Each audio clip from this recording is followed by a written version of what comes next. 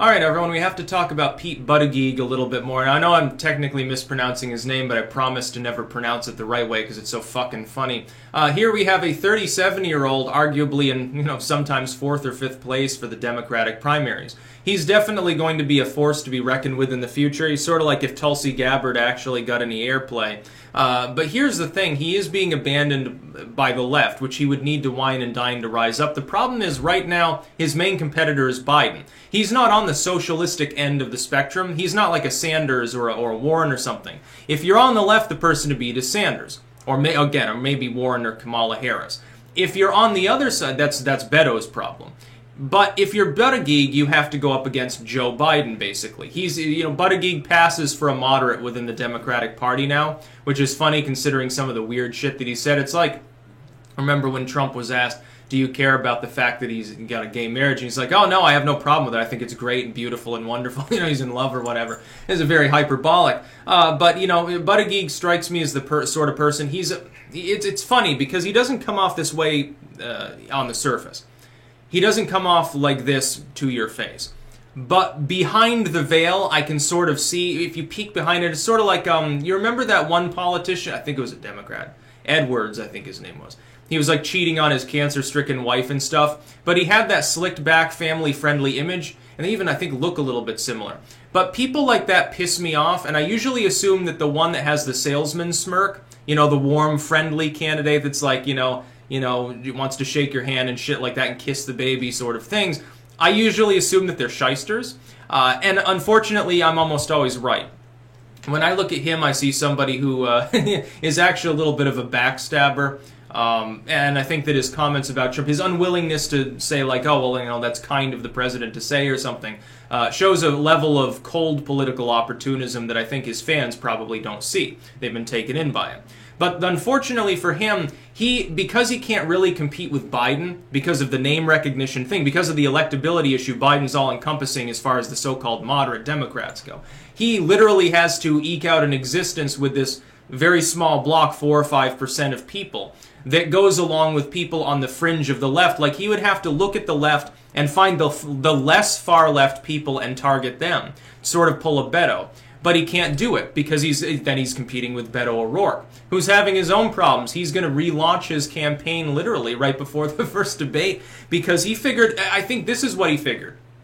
He said, look, I'm young, I'm at least marginally well-spoken, I've set myself up as basically, Trump's nemesis with the El Paso meeting. I'm going to get in, I'm going to rocket into the double digits, I'm going to knock a couple of these people out, and pretty soon I'll be fighting it off with Biden and Sanders. That never happened. He's still locked in 5th or 6th place, along down literally tied with Buttigieg.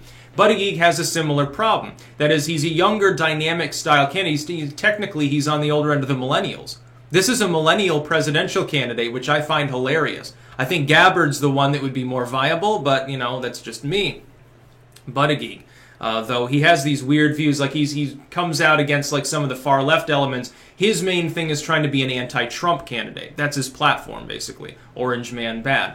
Well, I've already got that with Joe Biden. Who's going to win between Biden and Buttigieg? Let's say everyone else dropped out today. Who would win? Joe Biden. He'd probably get 70%, maybe more, just on electability, because a lot of people don't know who Buttigieg is. A lot of people would look at him, and I hate to say this. This is going to be somewhat unpopular to say. There are enough people within the Democratic Party that are still religious, and they just cling to the Democratic Party because it's like the party of, the Deep South or whatever, sort of traditionalistic sort of tribal mentality. There are enough people who think that way and who don't tolerate gay marriage or like gay rights to not be comfortable with that kind of campaign. Yes, there are people who think that way within the Democratic Party. I'd say, arguably, I know this will make no sense either. I think it might be more common among Democrats than Republicans. The Republicans just happen to be more outspoken about it because they did the fucking Jesus thing for 20 years. Trump doesn't do the Jesus thing.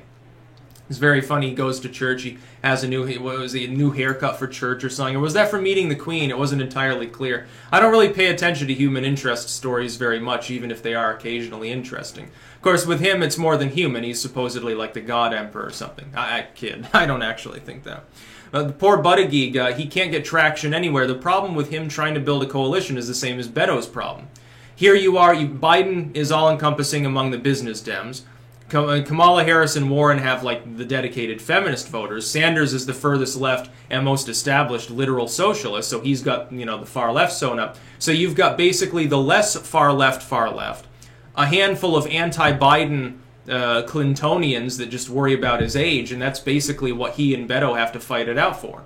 And that rounds out all of the viable candidates, barring some monumental event, barring, like let's say, first debate comes along, and fucking Yang out of nowhere just has a really, really great debate night, hits 6 or 7%, manages to make it stick inexplicably. By the way, be very, very careful about that, because that happened like 5 times during the last Republican nomination process.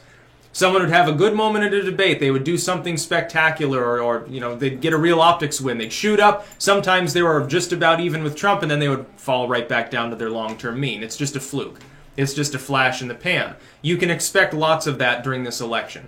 You can probably, after each debate, you'll probably have it, because the Democrats are reluctant to back Biden, ultimately. But the thing is, he has the name recognition, he's got the corporate money apparatus, he's got the dynastic character, he's got the potential backing of Obama, quite a popular president among Democrats. I think that ends up energizing Republicans, and they're like, oh shit, it's basically third-term Obama. Fuck that. No return to the Obama economy. No return to drone diplomacy. We're sticking with Trump. I think that Trump has a very high chance of winning 2020. But Buttigieg, I think, under other circumstances, if Biden weren't there, he'd be viable, ultimately. If the race weren't so crowded, he would potentially be viable. If he were a little bit older and more established, I think he would be more viable. You got to realize some of the candidates that have jumped in are in their 30s. Some of them are in their 40s. Like Julian Castro, isn't he 40 or 42, I think? And then Gabbard, she's in her late 30s. She's about the same age as Buttigieg is. So you've got a very, very youthful crop of Democrats. They're being crushed underfoot, though, by a couple of geriatric people. It's actually, the top 3 candidates are all in their 70s. That is Joe Biden, who's, I believe, 75 or 6. Sanders, isn't he 77 or 8? And then Warren, who's, I think, 72 at the moment. She's about Trump's age. So it's very, very funny. All 3 of the top candidates are technically elderly within the Democratic Party. And then you've got this group of basically older millennials and young Gen Xers, a la Julian Castro and some of these others. And certainly plenty of people like Gillibrand, who are, you know, around 50 or whatever. Kamala Harris is not exactly ancient either. And they get no play at all, other than Harris, which is funny because she's probably the weakest among them. That's about all. Peace out.